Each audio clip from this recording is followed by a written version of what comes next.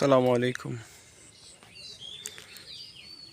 দেখতে পাচ্ছেন রেমালের তাণ্ডবে আমাদের প্রজেক্টের বেশ কিছু ক্ষয়ক্ষতি হয়েছে। তার ভিতরে আমাদের যে ড্রাগন গাছ ছিল, ড্রাগন গাছের প্রচুর পরিমাণে ফুল আসছিল,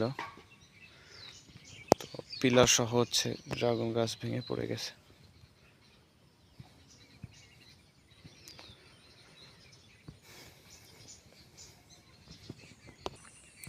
সবচেয়ে বড় যে ক্ষতি আমাদের হয়েছে,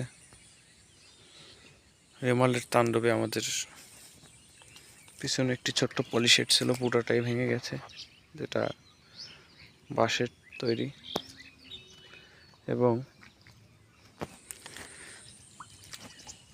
আমাদের যে বড় পলিশেড আছে, পলিশেডের আপনার দক্ষিণ উত্তর সাইড থেকে পলির উপরে যে প্রোফাইলের সাথে স্প্রিং দিয়ে আটকানো ছিল, প্রবল বাতাসে স্প্রিং খুলে পলি ছিঁড়ে ভিতরে বাতাস ঢুকে গেছে। আমরা খুব চেষ্টা করছিলাম যে যাতে বাতাসটা না ঢোকে, সাইড দিয়ে স্প্রিং দিয়ে আটকায় দেওয়া হয়েছিল। তারপরেও আপনার পলি ছিঁড়ে ভিতরে বাতাস ঢুকে গেছে এবং আমাদের নার্সারির অনেক চারা গাছপালা নষ্ট হয়েছে এবং বেশ খানিকটা জায়গার পলি ছিঁড়ে নষ্ট হয়ে গেছে। পেঁপে গাছ এবং কলা গাছ যেগুলি আছে এগুলো তো বলাই লাগে না, এগুলো যা নষ্ট হয়েছে।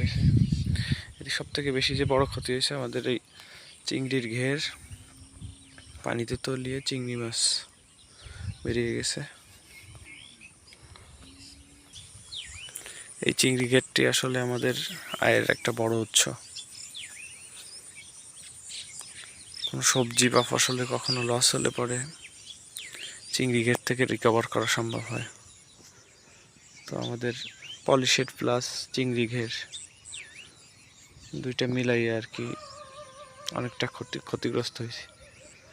তো তা আসলে কারো হাতে না, কিছু করারও নেই। আমরা বাগেরহাটে যারা বসবাস করি, আমাদের এরকম অভিজ্ঞতা আগে পরে হয়েছে, কিন্তু বিগত অনেক বছর পরে এরকম একটা বিপদের সম্মুখীন আমরা হয়েছি।